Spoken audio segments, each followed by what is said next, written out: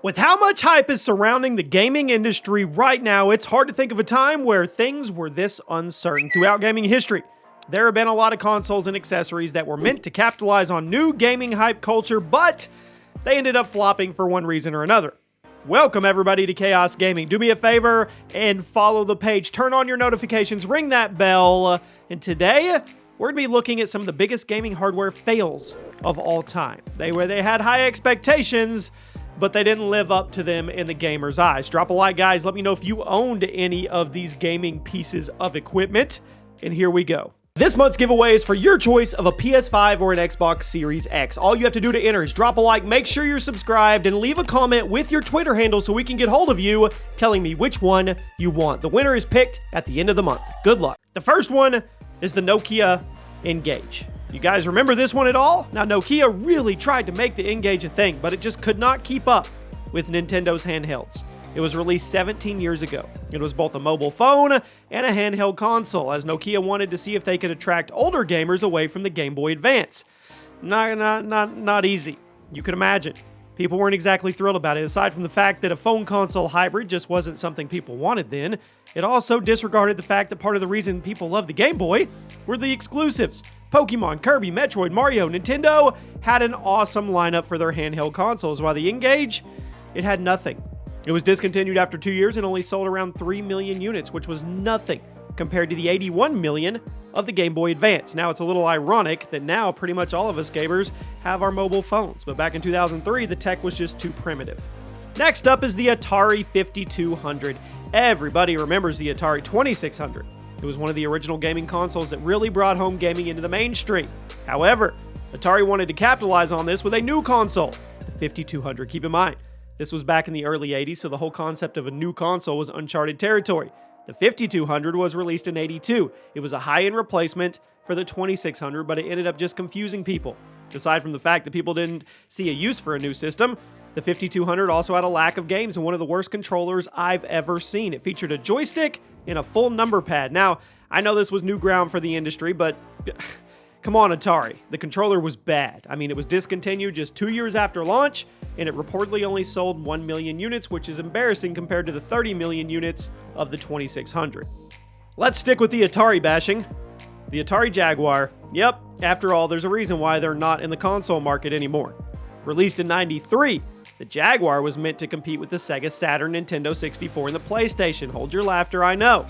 Now, despite it being priced $100 cheaper than its competition, it was just bad. It had a terrible controller, it was still using cartridges instead of CDs, and throughout its entire lifespan, it only had 63 games available due to the hardware being difficult to develop on. It sold poorly, when it launched, and once the N64 and PS1 started picking up steam, it was game over. It discontinued it in '96, and it sold 250,000 units, making it the worst-selling console of the generation. And that's what prompted Atari to leave the console business altogether. Now let's jump over to Sega. The Sega Saturn. You guys remember a minute ago when I said the Jaguar was meant to compete with the Saturn? Well, the Saturn was a flop as well, so it didn't work out for anybody. Released in '94 in Japan and '95 worldwide, it was meant to be the company's attempt at getting into the next generation of gaming. Cartridges were out, CDs were in, unless you were Nintendo, and Sega really wanted to make it a big success like the Genesis. As you probably guessed, the Saturn was nowhere near the Genesis. You see, Sega was kind of in shambles during the Saturn's life cycle, and despite the fact that the console was okay, it didn't have any games. Sega's relationship with third-party developers was bad, and they were hardly producing any exclusives either. So, that recipe is not good. Plus, this was the same time as PlayStation 1 and Nintendo 64, which you already know. The Saturn was discontinued less than 4 years after launch and was outsold more than 3-1 by the 64 and 10-1 by the PlayStation. Let's stick with the Sega theme, the Sega CD. Now, this was meant to be a high-tech add-on for the Genesis or the Sega Mega Drive, depending on where you lived. But it ended up just being this weird plastic rectangle that nobody wanted or needed. You hooked it up to your Genesis and then you put games in that instead of the console. Now, the Sega CD gave the console a lot of extra horsepower, and it allowed for things like full motion video and better 3D graphic capabilities. However, it was expensive. And a lot of people didn't see the use for it since they were perfectly happy with their Genesis. It also didn't help the fact that a lot of the Sega CD exclusives ended up being super controversial, ultra violent. They were bad. Night Trap. That's what I need to say. It wasn't a bad console. It was actually the opposite. It was an impressive piece of tech at that time, but it had a high price tag, a confusing marketing scheme, and controversial games, and people just, they didn't want it. Now we've reached the top 5. The Philips CDI. Speaking of CD games, they did their best to capitalize on the growing popularity of console gaming with the CDI, which was an incredibly expensive console that boasted one of the most impressive tech of that time. Now honestly, the CDI was way ahead of its time because it could do way more than play games. It could play CDs, surf the web, send emails, all kinds of stuff. I mean, it was cool. It was really cool. Philips thought they could get away with a $1,000 price tag. Now keep in mind, this was 1990. For reference, the Genesis launched in '89 for $190. The Super Nintendo launched in '91 for $200. Nobody was forking over $1,000 for the Philips CDI, and it was discontinued a couple years later. At number 4, the Nintendo 64 Double D. Now, aside from having one of the funniest names on this list, it's actually one of Nintendo's biggest blunders, and they probably wish I wasn't talking about it. The 64 Double D was a disc drive add-on for the Nintendo 64, much like the Sega CD. It was meant to give the 64 a little extra horsepower and a bunch of exclusives of its own to entice people to upgrade. However, people didn't understand what the 64 DD was, nor did they want it. Aside from the fact that it was an expensive add-on, there was no games for it. I mean, it was released in '99 and discontinued in 2001, and they only had 10 games released for it during that time. At number 3, the Xbox Duke controller. Now, everybody remembers the OG Xbox, but not nearly as many people remember the Duke. When the Xbox first came out, it came with a huge controller. It was huge.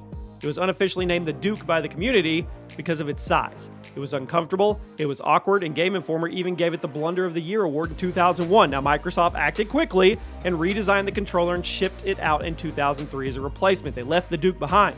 Today, the Duke is basically just a collector's item, and not too long ago, Microsoft reissued it for the Xbox One as a joke. So you may love the Duke for the nostalgia factor, but let's be real, nobody actually liked playing games with it. At number 2, the PlayStation Classic.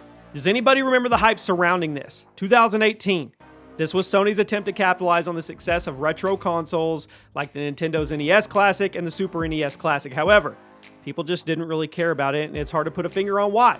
It was cool. It was a re-release of the original PlayStation with 20 games preloaded for $100. Now, these versions of the game, they ran noticeably worse than the originals, and the library wasn't stellar, but you would think collectors would be running out to get it. No. The Classic was a huge financial flop for Sony, and since they were expecting to do it so much better, it led to an extreme oversupply and a big financial loss. And at number 1 today, the Nintendo Virtual Boy. Possibly Nintendo's biggest flop. It was this weird hybrid of a normal console and a virtual reality headset, and it was released decades before virtual reality was even a thought in people's minds. Released in '95, the Virtual Boy, it was premium price, ton of awkward marketing surrounding it. Honestly, I don't think I need to explain why it failed. Everybody knows the story. The tech was weird, the games were crap, and the hardware was uncomfortable, and nobody wanted to cough up $180, which is over $300 if you adjust for inflation now, and it was discontinued 1 year in. It only sold 700,000 units. Since then, the Virtual Boy has become one of the ultimate memes in gaming history, and the thing that Nintendo probably wants you to forget more than the 64 Double D. There you have it. Those are some of the biggest console or hardware fails we've ever seen in gaming history. Have you ever owned any of these? If you have, let us know. I'll see you soon.